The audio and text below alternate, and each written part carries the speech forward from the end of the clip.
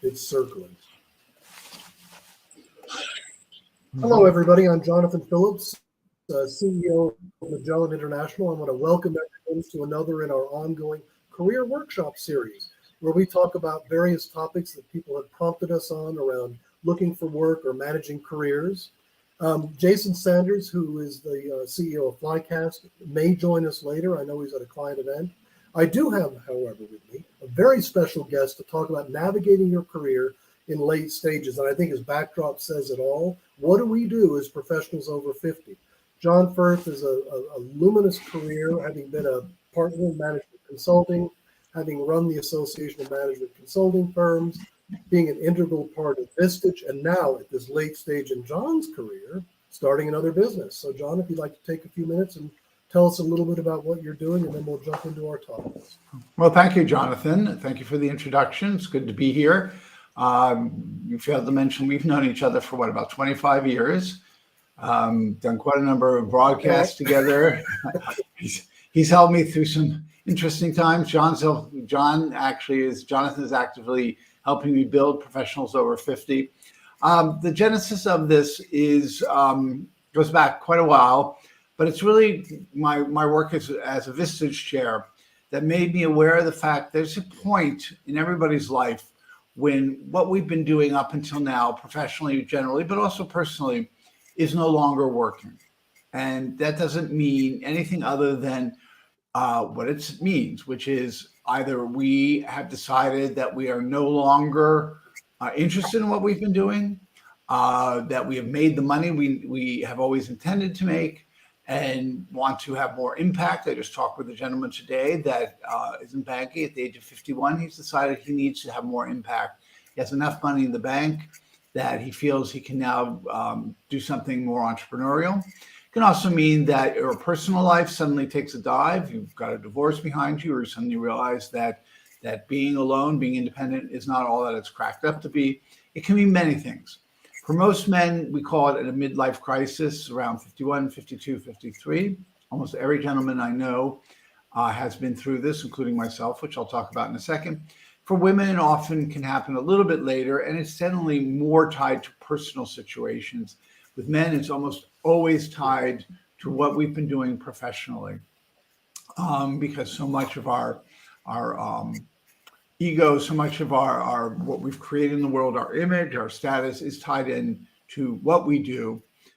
When that begins to change, or when we begin to have a slightly different vision of who we are as people, that causes consternation. For women who judge themselves more about who they are than what they are, when that comes into question, they begin to find that they have to make some changes or figure things out. Health crises are also often accompanied with that. Either cancers often comes into play, or an accident. I actually just came out of a bad car accident, although my trajectory started about 10 years ago in terms of the changes.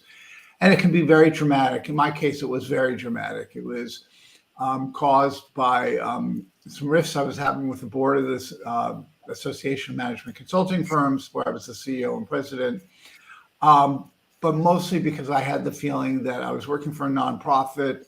I was never going to generate wealth doing this. I was just going to be a worker bee, if you will, albeit a CEO and president, and not a badly paid one at that. And I wanted to do something that I had more control over my life. And that happened exactly at the age of 53, a little before 52 and 3/4, when I basically up and left the association. At that point, I had very little of a vision of what I would do. I had been a career consultant, strategy consultant for over 20 years, knew that was not something I wanted to do professionally as an employee or a partner at the firm. I continued as an independent. And the only vision I could come up with, the only mission statement, was to stay as independent as possible and not bankrupt myself. And lo and behold, almost exactly 10 years later, that's exactly what happened. Is I have remained independent. I have not bankrupt myself. But I also did a detour and went to Vistage, where really at the end of the day, what was important to me, was to make myself truly an entrepreneur, something I had never quite done. And that's when Professionals Over 50 started. And I'm fortunate I have like-minded souls like Jonathan, two other founding members of the group. That's Alan Byrne and Joanne Thomas. And we are now inviting people who are dealing with what we've gone through. We're all in our 60s, so we can help them through this. And I'm fairly overwhelmed by the response because there are many, many people out there who are about to go through what we've gone through and are already for it and are either scaring themselves to death or really just do not know what to do, how to do it, and more importantly, whether or not they're going to succeed and fail. And because of who I am, failure is never an option. And it doesn't need to be an option. There's always, as I just said to a gentleman today, it's amazing what you can do to make money. And what you don't think will make you money, if you do it right, you can make money at it, have an impact, and be happy. So that's my story in brief. Jonathan? I'd like to jump right in because I think, John, if you don't mind, I just want to switch our view for just a second. Okay. Love people to comment, jump in and say hi so we know you're here. That's always very useful for us. LinkedIn Live doesn't share everything, so if you do comment, we'll know you're here, and that's great for us to know how many are attending. If you have questions, pop them in anytime, and we'll keep track of them for later. But John has started what I think is an incredible journey in his career, and I'd like to, say thank you for sharing it. We've covered topic number one. I think where we go next, John, which is where you were going, is really terrific, and that brings us to slide number two. What insights do you think you've gained? So if other people are sort of in the middle of the journey you're in, are there some trigger points or insights that you had that suddenly made you realize something was different now that you were sort of at this point in your career? I love this question because it's always a chance for me to sort of regroup and find ways to explain what actually happened that's relevant for other people. I also noticed that there's a lovely woman, Supriya Desai, who's outside Manhattan. I'm outside Manhattan. I'm based in Brooklyn, downtown Brooklyn, about a mile from where I was born, completely coincidentally. I moved back when I was 10 years ago. I left when I was 2.5. So insights gained. One is we are our worst critics. We are our worst saboteurs. I always do an assessment early on, and there's assessment. It was developed as part of something called positive intelligence, developed at Stanford Business School by a gentleman named Shirzad Shamin. And what I learned from that program and the assessment I asked all my new clients to take is how our strong suits, that aspect of our personality, our capabilities that we learned when we were children to survive, often is what makes us successful. However, when we're not feeling successful or we're feeling that it's not working anymore, it turns on us and sabotages us.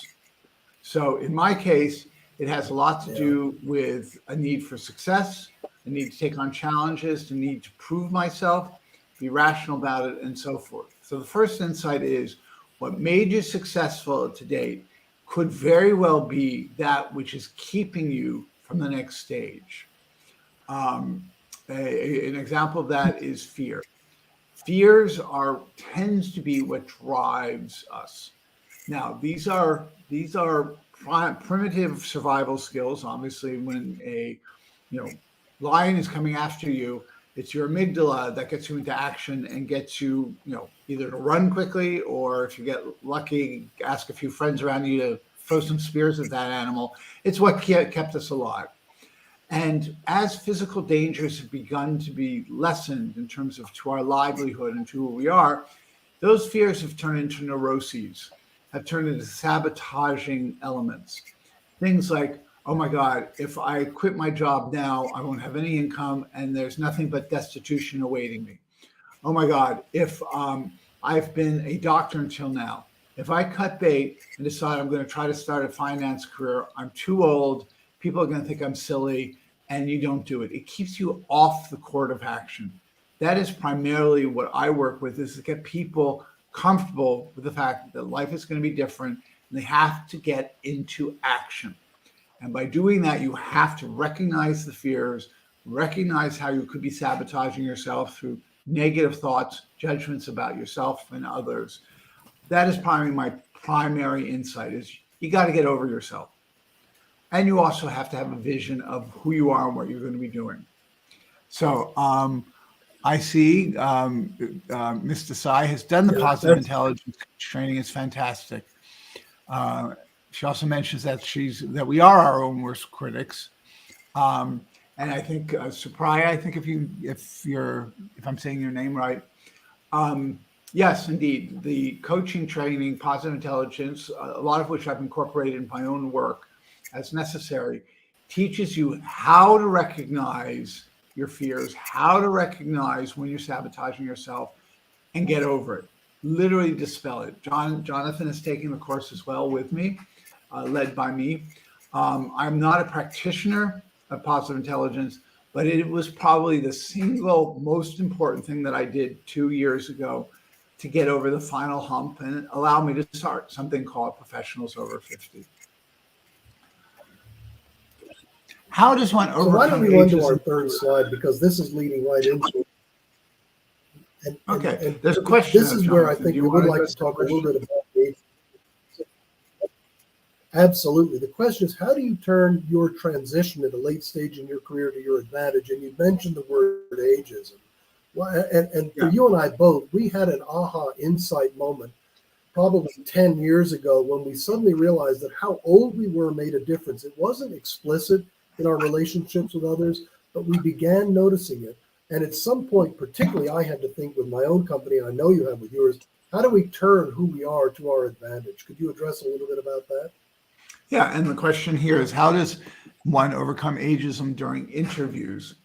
I guess I would take a radical view, which is, why are you interviewing for a job that you know you're going to be confronted with ageism? I think it's out there. It is certainly being addressed. There are so many opportunities. Part of what we do at Professionals Over 50 is we have an opportunity network, which we're in the process of building but we will have a piece of technology that's going to help us with that. It is amazing, given the talent squeeze that we're encountering as a society, especially in developed countries, specifically Europe, United States, Japan, and parts of Asia, that there is a talent squeeze, and that companies have no choice but to figure out how to use people in their late 50s and 60s. And when I say use, I mean how to take advantage of what we have to offer.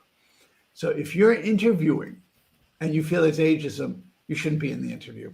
It's just, there's no point. There are so many other opportunities, organizations looking for people who have experience, who know how to deal with relationships, who have done something important with their lives.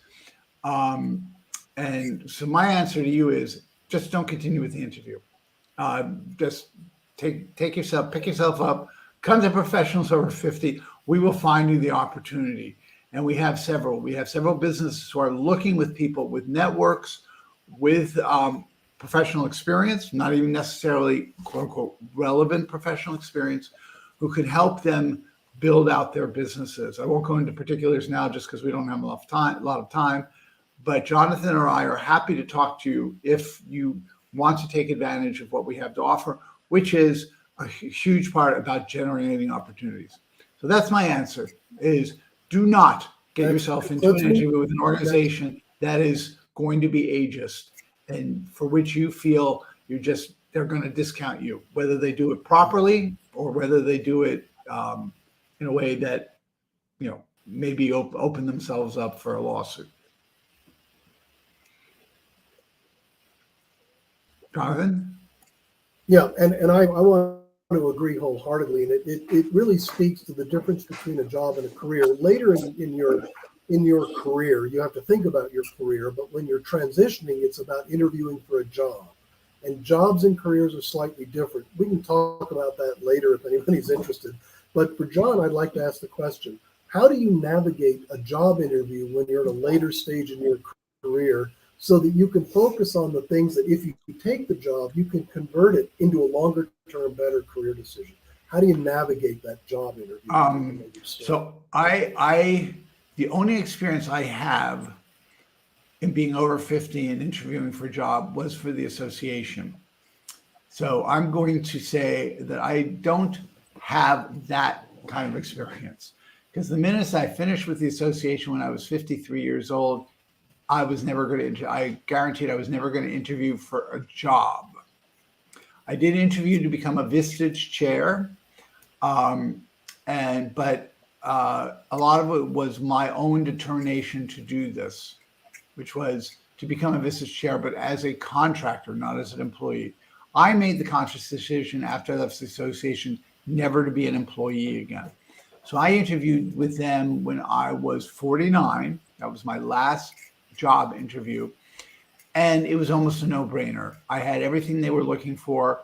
The former CEO and president of the Association of Management Consultant Firms had not been a consultant. She had done some excellent things to put in infrastructure and things that would carry the organization further.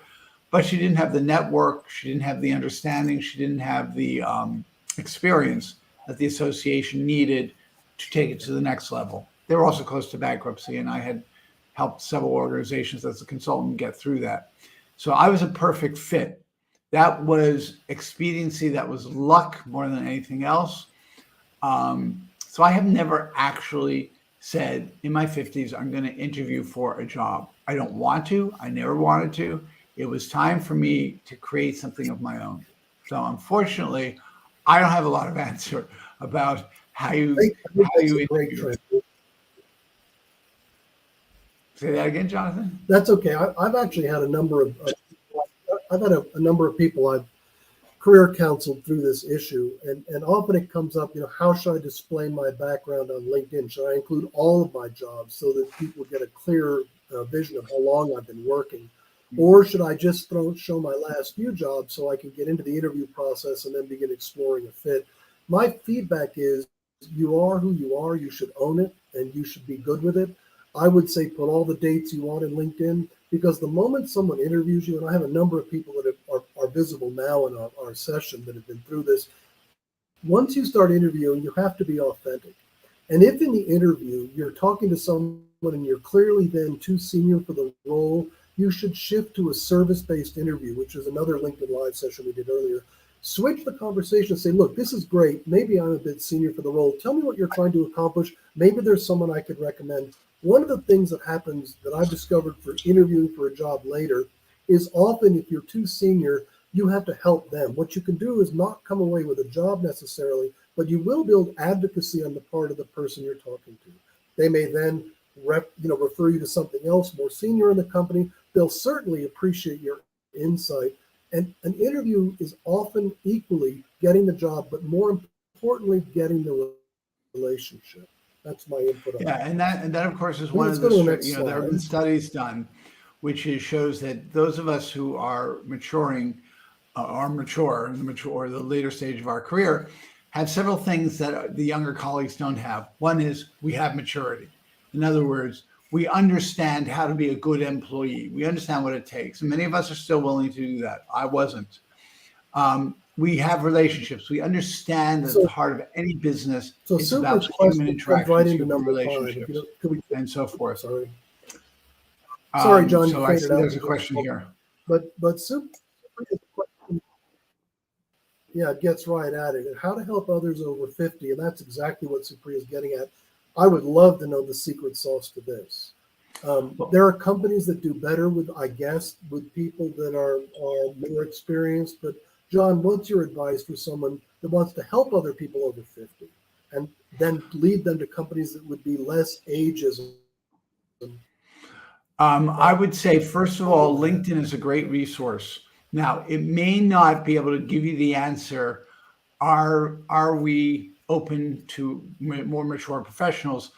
But often companies that have more than a few employees, you'll actually be able to research the employees. So often, for example, today I had a client, we discovered a company that maybe his company, he's younger, he's in his 30s, that he may build a partnership with. Well, we went on LinkedIn, we found the CEO. He actually had entered through somebody he was thinking maybe hiring.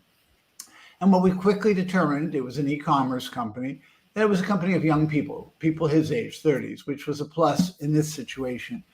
So you could tell through the resumes, you can tell through the pictures, although pictures lie, because some people may have pictures that are 20, 30 years old. Mine is about 10 years old. But if you just look at when they graduated from undergraduate, you can get a pretty good sense of how old people are. And there are organizations, and then you have to look at the title. If the CEO and the president, whatever, is over 50, that doesn't necessarily mean that they're not an ageist company. But if you find directors, managers, and so forth that are clearly in their 50s and 60s, you can assume that they want mature individuals. Then there are industries that are very interested in mature people, healthcare being one of the obvious ones. But a lot of nonprofits want the maturity, helping underprivileged folks, helping people in prisons, or any nonprofit that's trying to do good in the world is probably having trouble attracting staff and wants to look for mature individuals who have exactly that, the maturity to deal with unfortunate situations, with situations where you have to have an impact. So that would be my answer to this question. I don't know, Jonathan. I think that's great. I've also seen I've seen high receptivity from private equity firms or venture capital firms who need deep experience, short learning curve, someone who's been there, done that, can come in immediately and be a leader and clarify things for startups. Positions are very different in terms of how they structure compensation. Sometimes a contract opportunity. Often in fact, I had one person during an interview, the client said, well, I don't know if we can hire you full time, but we really need what you know. You're too senior. Would you show up and help us on a contract basis figure out how to solve this problem?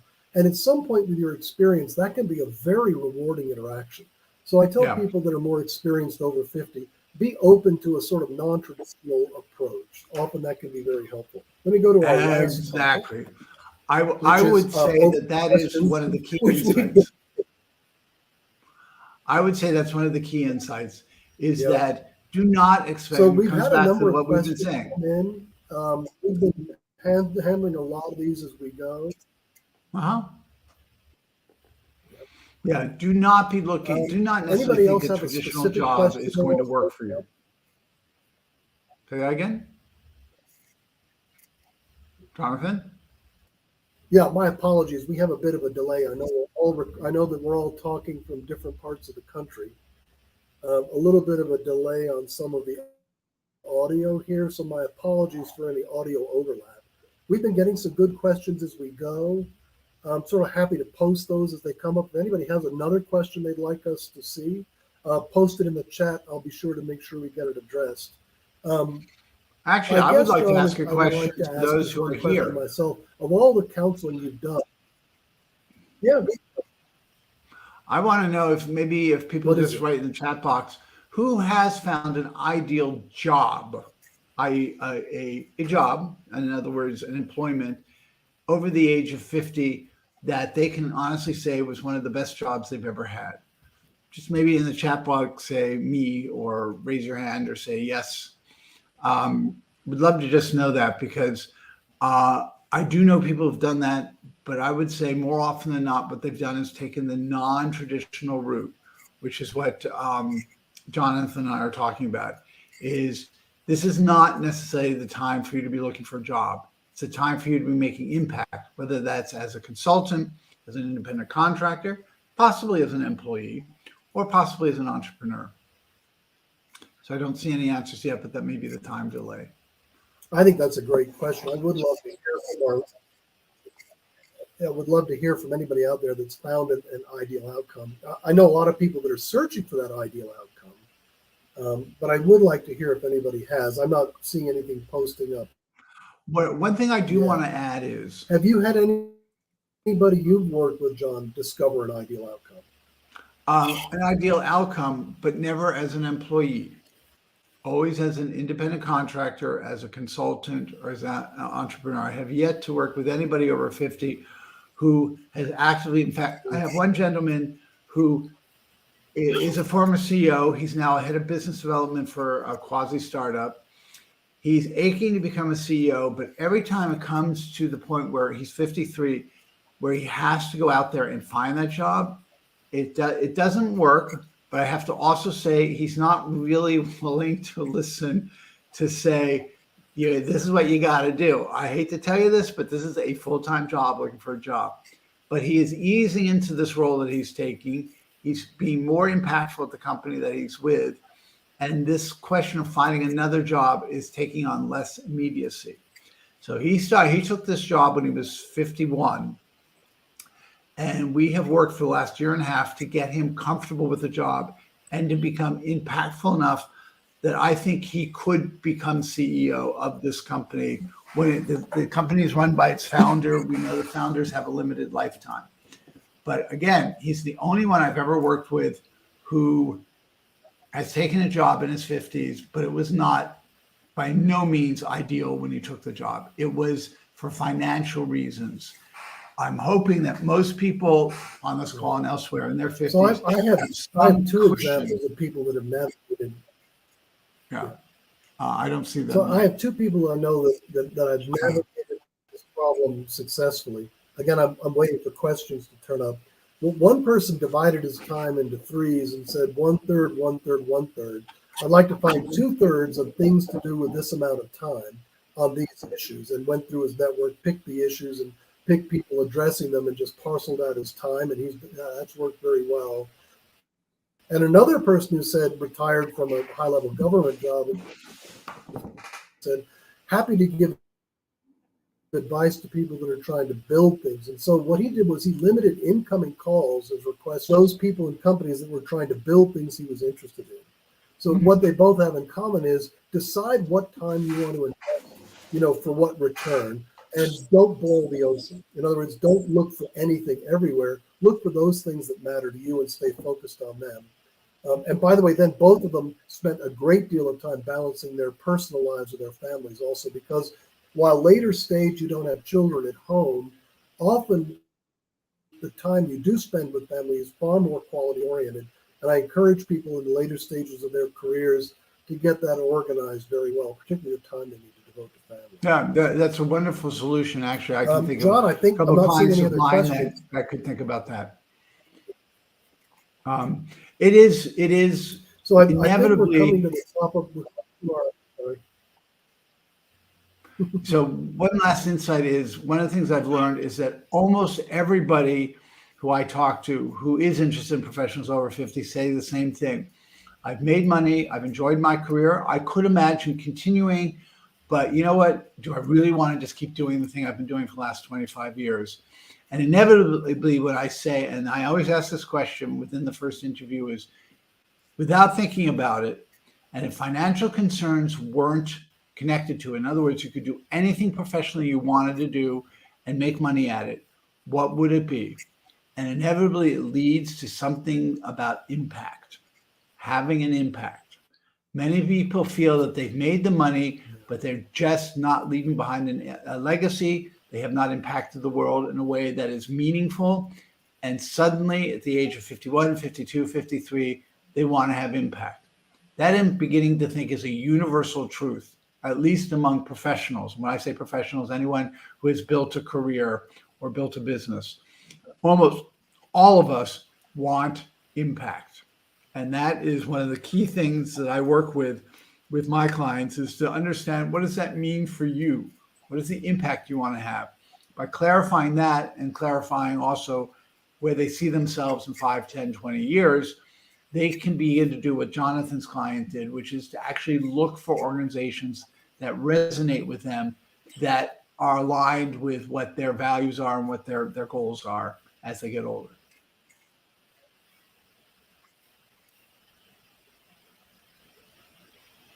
By the way, I would say the best way to get a hold of me is through my Gmail.